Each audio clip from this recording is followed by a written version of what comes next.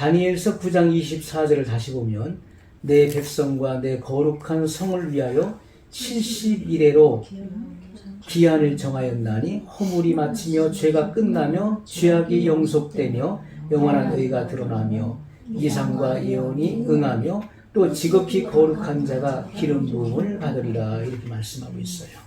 자, 그래서 이 대환란의 기간은 7년이다.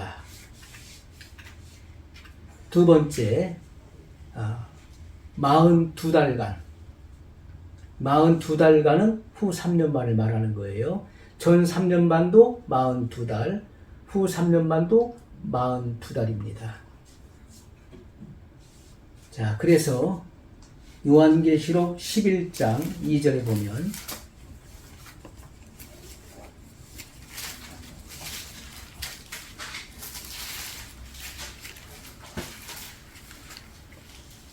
요한계시록 11장 2절에 보면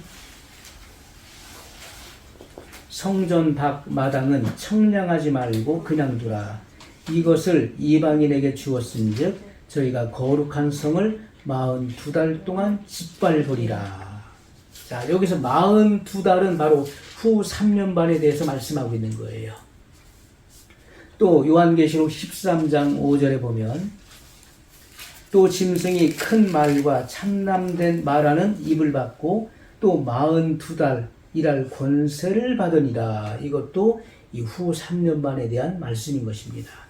자, 옛날 그 한글 성경에 보면은 또 크게 자랑하며 회방하는 입을 짐승에게 주고 또 권세를 주어 42개월을 일하게 하는지라 이렇게 됐어요. 자, 이 42달은 후 3년 반을 가리키는 것입니다. 이것은 적그리스도의 최후의 발악을 말하는 최후의 발악. 자, 그래서 이 최후의 발악은 성전을 짓밟는 것입니다. 성전을 짓밟는다. 왜냐하면 그 유대인들과도 7년 평화조약을 맺고 전 3년 반 동안에는 종교의 자유를 허락하지요. 제3성전에서 제사와 예물을 허용하잖아요. 그러나 1260일 42달이 딱 끝나자마자 돌변해서 거기에 적그리스도의 우상을 세우는 거예요. 거기에 숭배하게 만드는 것입니다. 거기에 보호자를 세우고 적그리스도가 거기에 왕으로 군림하는 거예요. 그러니까 유대인들이 적그리스도가 자칭 하나님으로 등장하니까 속은 것을 아는 것입니다. 그래서 성전을 짓밟고 반종교 운동을 일으키며 인류를 괴롭게 하는 때, 이때가 바로 이 기간을 달로 치면 42달이에요. 때로 치면 한 때와 두 때와 반 때를 말하는 것입니다. 날로 치면 1260일이 되는 거예요. 왜냐하면 그 유대인들의 그런 달력, 유대력으로 따지면은 한 달이 정확히 30일씩이에요. 자, 그래서 우리는 그 31일이 있고 28일도 있고 30일도 있고 그렇잖아요. 그래서 1년이 우리 태양력이 있기 때문에 365일이지만은 유대력은 360일이 1년이 360일이 되는 것이죠. 그래서 한 때와 두 때와 반 때 3년 반, 그래서 1260일이 되는 것입니다. 해로 치면 3년 반이고, 자, 이 7년을 나누면 전 3년 반, 후 3년 반이 되는 것입니다. 후 3년 반이 전 3년 반보다 환난과 박해가 더욱 심한 때인 것을 말하는 거예요. 그리고 이 7년 대환란의 이 시작은 바로 적그리스도의 출현인 것입니다. 적그리스도가 출현한다. 이 적그리스도는 유대인 중에서 나오는 것이죠. 다니엘서 11장 37절 말씀을 보면, 자, 이 적그리스도가 어떤 자인지, 그가 모든 것보다 스스로 크다 하고 그 그 열조의 신들과 여자의 사모하는 것을 돌아보지 아니하며 아무 신이든지 돌아보지 아니할 것이나. 자, 그가 모든 것보다 스스로 크다 하고 스스로 크다 한다.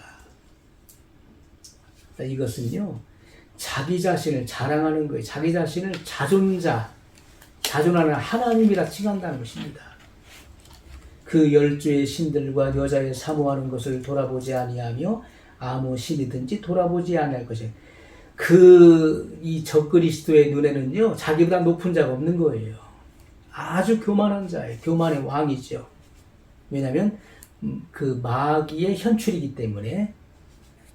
그런 이 적그리스도의 이 등장이 바로 유대인 중에 나온다. 옛날 성경에 보면 아무 신이든지 돌아보지 아니할 것이나 이 말씀을 옛날 성경에는, 한글 성경에는 대개 저가 모든 것보다 자존탐이라 이렇게 나와 있어요. 해석했어요. 이것은 스스로 높이고 잘난 체 한다는 것입니다. 다니엘서 9장 27절에 그가 장차 많은 사람으로 더불어 한 이레 동안의 언약을 굳게 정하겠고 그가 그 이레의 절반에 제사와 예물을 금지할 것이며, 그 이레의 절반 언제입니까? 전 3년 반이 끝나고 후 3년 반의 시작을 말하는 거예요. 그래서 1260일이 딱 지나자마자 돌변해서 제사와 예물을 금지시킨다. 이때부터 후 3년 만이 시작되는 것입니다.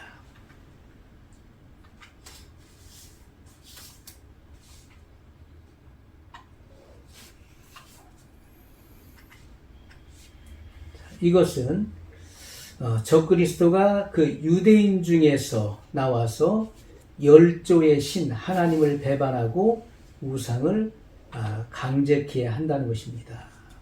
우상을 강제케 한다.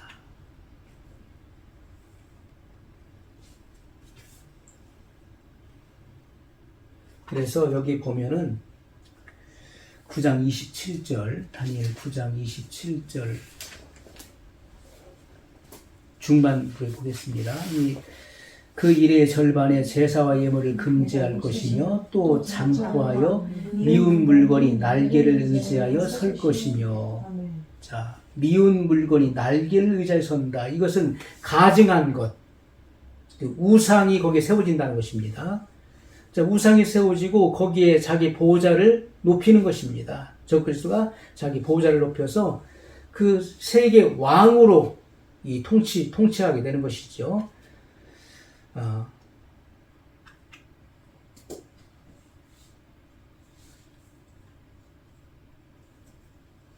자, 이것은 우리가 과거에 그 수리아의 왕이었던 그 안티오코스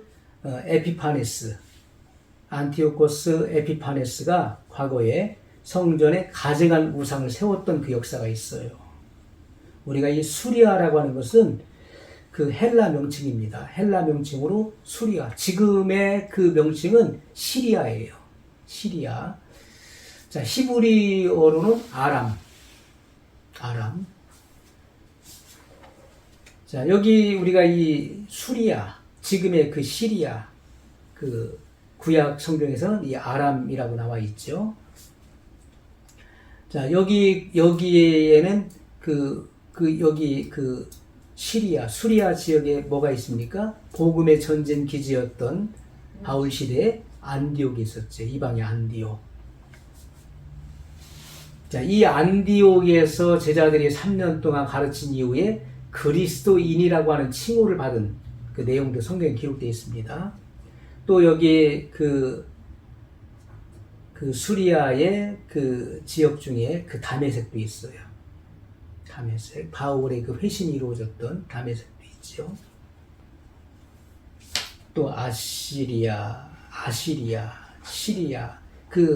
우리가 이 수리아라고 하는 말의 다른 이름은 아시리아, 또 아시리아, 시리아, 수리아, 수메르, 같은 명칭이에요.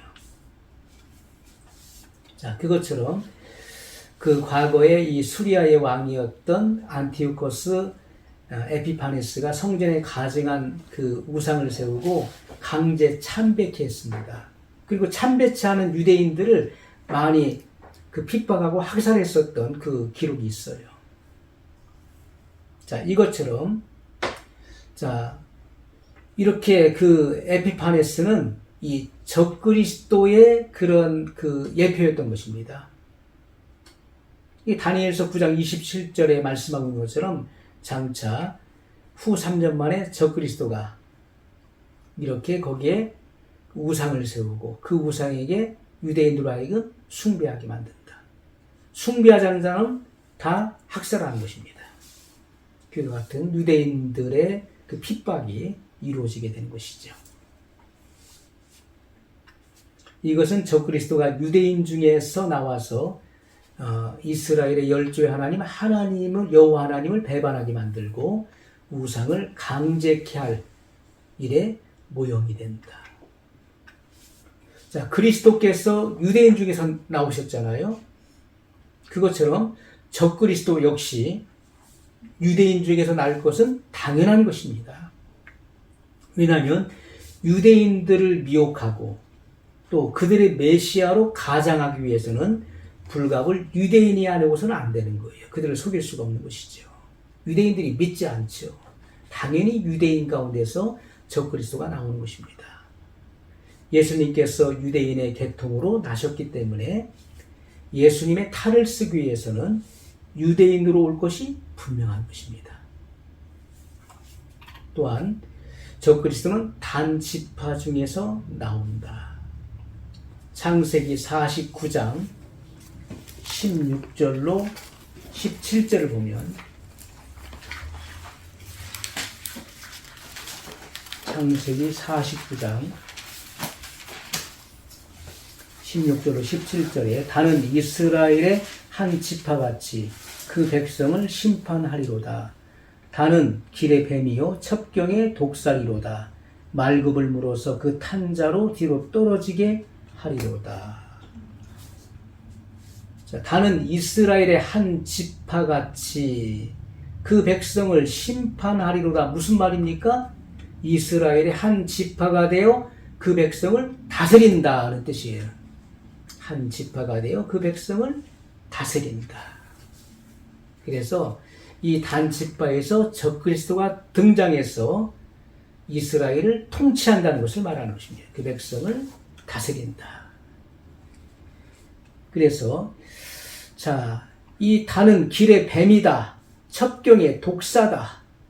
말굽을 물어서 그 탄자로 뒤로 떨어지게 한다. 이렇게 반종교 운동을 일으켜서 많은 사람들을 미혹할 것을 말씀하고 있는 것입니다. 장차 단지파에서 적그리스도가 등장해서 많은 사람들, 특히 유대인들을 미혹해서 그들을 멸망케 한다. 그들로 하여금 그 주님을 배반하게 만든다 하는 것을 우리가 알 수가 있는 것입니다.